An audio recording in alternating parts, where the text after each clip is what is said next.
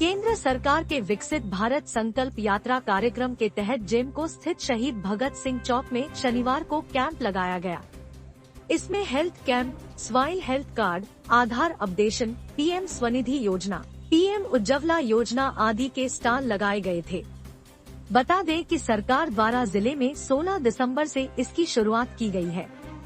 इसमें एक वैन के जरिए लोगों को केंद्र सरकार की योजनाओं, खास तौर पर 17 फ्लैगशिप योजनाओं की जानकारी दी जा रही है।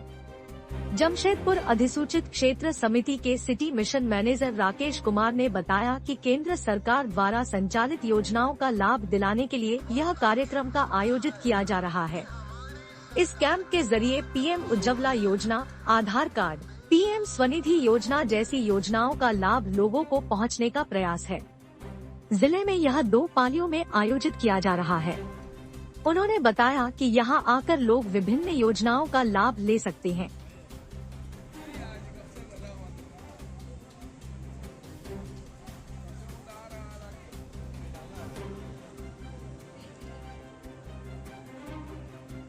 समीक्षा के क्रम में ये जब महसूस हुआ कि योजनाओं का लाभ ग्राउंड लेवल पे कितने लोगों तक पहुंचा है, तो ये विकसित भारत संकल्प यात्रा कार्यक्रम का आयोजन शुरू किया गया है, जो सभी प्रमुख शहरों में इसका आयोजन किया जा रहा है। और इस कैंप में मुख्य रूप से पीएम स्वनिधि, पीएम उज्ज्वला, आधार कार्ड, आयुष्मान कार्ड जैसे चीज़ों की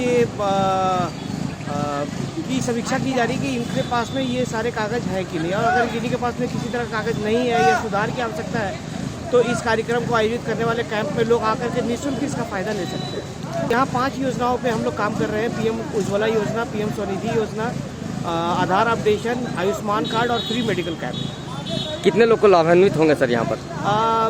जमशेदपुर अधिसूचित क्षेत्र समिति जमशेदपुर द्वारा प्रतिदिन 2 पाली में इस कार्यक्रम का आयोजन किया जा रहा है और लगभग हर पाली में 300 से 350 लोग लाभान्वित हो रहे हैं।